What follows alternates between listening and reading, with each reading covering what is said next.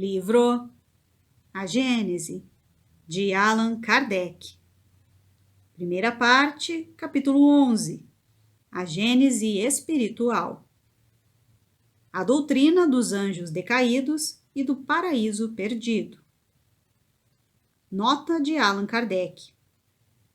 Quando, na Revista Espírita de janeiro de 1862, publicamos um artigo sobre a interpretação da doutrina dos anjos decaídos, apresentamos essa teoria como uma simples hipótese, tendo apenas a autoridade de uma opinião pessoal controvertida, visto que nos faltavam elementos suficientes para uma afirmação categórica.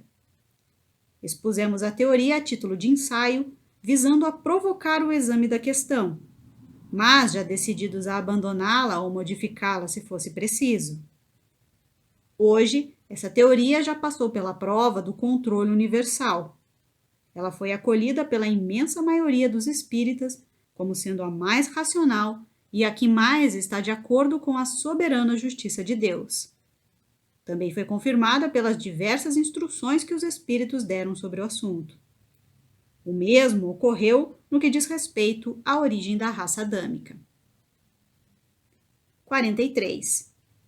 Os mundos progridem fisicamente pela maneira com que a matéria é trabalhada e moralmente pela depuração dos espíritos que neles habitam. A felicidade que nesses mundos se desfruta está na razão direta da predominância do bem sobre o mal, que é o resultado do adiantamento moral dos espíritos. Não basta o progresso intelectual, visto que com a inteligência eles também podem fazer o mal. Quando um mundo chega a um dos seus períodos de transformação, que deve elevá-lo na hierarquia dos mundos, ocorrem mudanças na sua população encarnada e desencarnada. É quando acontecem as grandes imigrações e emigrações de espíritos. Aqueles que, apesar da sua inteligência e do seu saber, perseveram no mal, revoltando-se contra Deus e suas leis, se tornam daí em diante um obstáculo ao progresso moral e transformam-se numa causa permanente de perturbação para a tranquilidade e a felicidade dos bons. Por esse motivo, eles são excluídos da humanidade a que pertencem e são enviados a mundos menos adiantados. Lá, eles terão a oportunidade de aplicar a sua inteligência e a sua intuição dos conhecimentos adquiridos, no progresso daqueles entre os quais eles foram chamados a viver. Assim, nesses mundos inferiores, eles vão expiar, através de uma série de existências penosas e por meio de um árduo trabalho, suas faltas passadas e sua voluntária obstinação em fazer o mal. O que serão esses seres exilados, vivendo entre esses povos que ainda estão na infância da barbárie, senão anjos ou espíritos decaídos, enviados para lá em expiação? A terra, da qual foram expulsos, não será para eles um paraíso perdido? Essa terra não era para essas criaturas um lugar de delícias, se comparado com o meio ingrato onde eles ficarão confinados por milhares de séculos, até que façam por merecer a sua libertação? A lembrança intuitiva e vaga que esses espíritos guardam do lugar onde vieram é para eles uma longínqua miragem, fazendo-os recordar o que perderam por sua própria culpa. 44. Ao mesmo tempo em que os maus são obrigados a deixar o mundo em que habitavam, espíritos melhores vêm para substituí-los. Eles provêm do plano espiritual do mesmo mundo em que já estão, ou de um mundo menos adiantado que deixaram por merecimento. Assim, a nova morada representa para esses espíritos uma recompensa. Portanto, a população espiritual, sendo expurgada e renovada dos seus piores elementos, fará com que melhore, depois de algum tempo, o estado moral daquele mundo. Às vezes, essas mudanças são parciais, ou seja, limitam-se a um povo, a uma raça. Mas, quando o período de renovação chega para o globo, essas mudanças são gerais. Observação: período de renovação. É o período que a Terra está vivendo hoje, em que ela vai passar de um mundo de provas e expiações para um mundo de regeneração. 45. A raça adâmica apresenta todas as características de uma raça exilada. Os espíritos que a ela pertencem foram exilados para a Terra, que naquela época já era povoada, mas por homens primitivos, imersos na ignorância, e que os adâmicos tiveram por missão fazer progredir, trazendo-lhes os conhecimentos de uma inteligência já desenvolvida. Na prática, não é esse o papel que essa raça tem desempenhado até hoje? Sua superioridade intelectual prova que o mundo de onde vieram esses espíritos era um mundo mais adiantado do que a Terra. Esse mundo entrou numa nova fase de progresso e esses espíritos, por sua obstinação no mal, não conseguiram se colocar à altura desse progresso.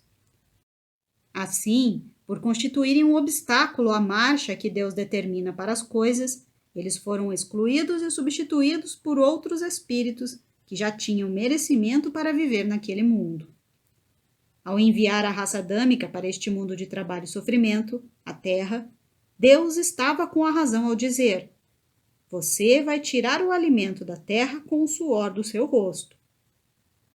Em sua bondade, Deus prometeu que enviaria um Salvador, ou seja, alguém que esclareceria a humanidade sobre o caminho a seguir para que ela pudesse sair desse lugar de misérias, desse inferno e conquistar a felicidade dos eleitos.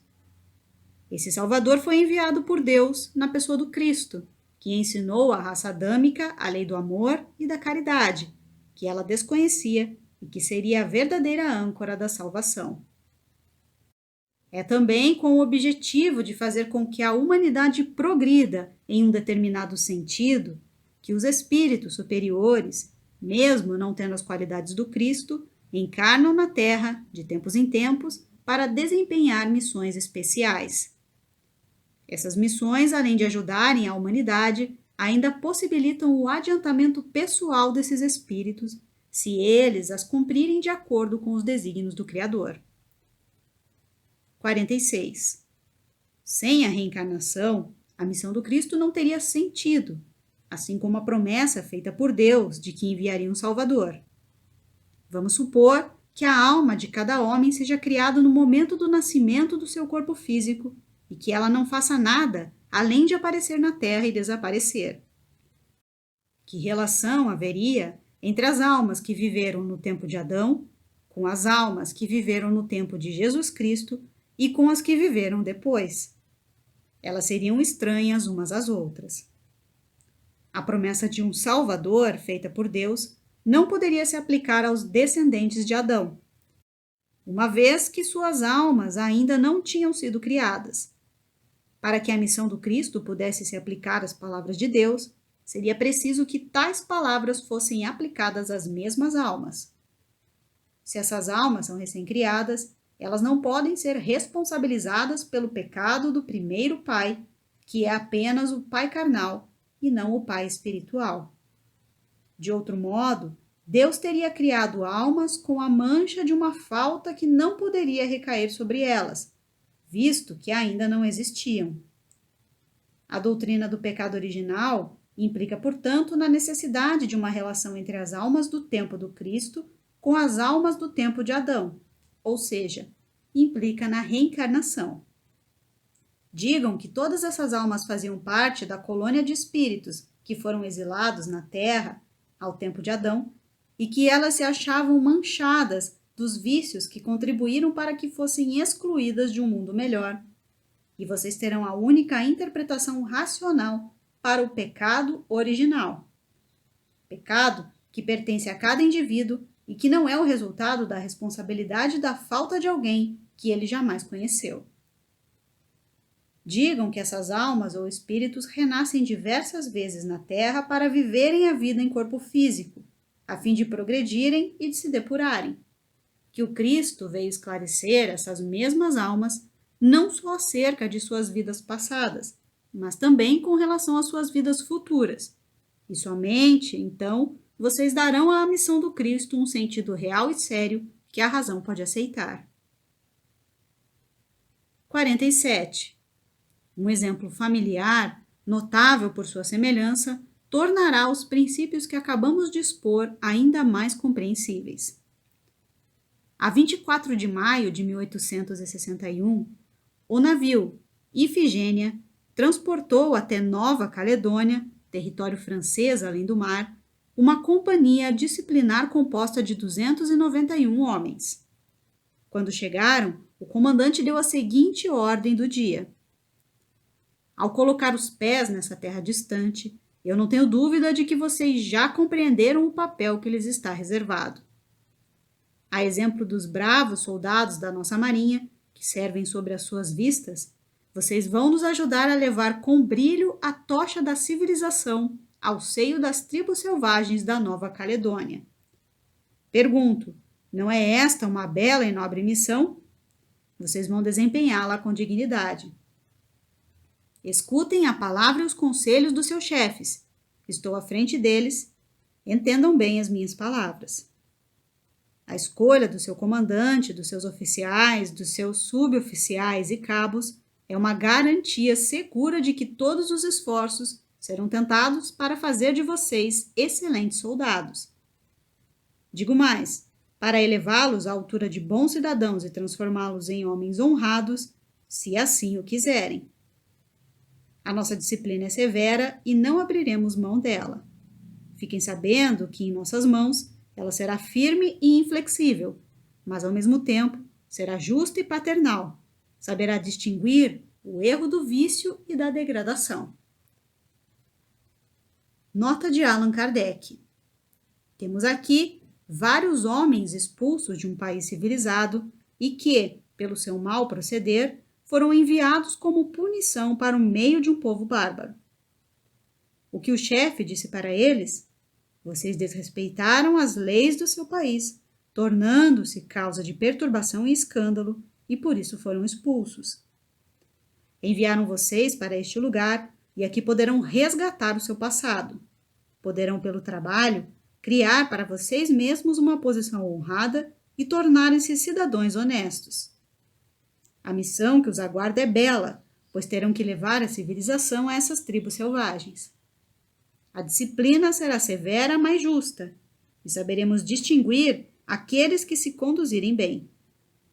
A sorte de vocês está em suas mãos e poderão melhorá-la se assim quiserem, fazendo uso do livre-arbítrio.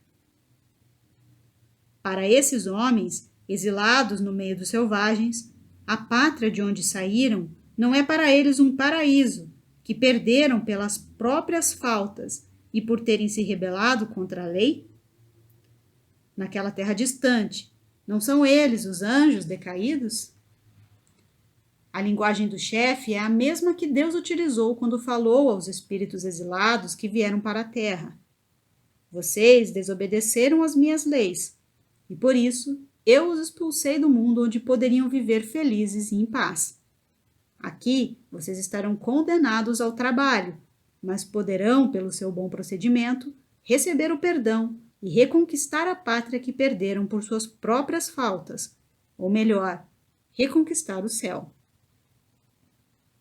48. À primeira vista, a ideia de retornar a um lugar primitivo parece estar em contradição com o princípio que diz que os espíritos não podem retroceder. Entretanto, devemos considerar que não se trata de um retrocesso ao estado primitivo. O espírito, mesmo estando numa posição inferior, nada perde do que adquiriu. O seu desenvolvimento moral e intelectual é o mesmo, pois independe do meio onde ele se encontra. Ele está na mesma situação do homem que é condenado à prisão por seus erros. Certamente, este homem está degradado, decaído do ponto de vista social, mas não se torna, por isso, nem mais estúpido, nem mais ignorante. 49. Será possível acreditar que os homens que foram enviados para a Nova Caledônia vão se transformar rapidamente em modelos de virtude? Que vão abandonar de repente os erros que cometeram no passado? Seria preciso desconhecer a humanidade para pensar dessa forma. Pela mesma razão, os espíritos da raça adâmica, uma vez enviados para a terra do exílio, não se despojaram instantaneamente do seu orgulho e dos seus maus instintos. Por muito tempo ainda, eles conservaram as tendências que traziam da sua origem um resto do velho fermento, Ora, não é esse o verdadeiro pecado original?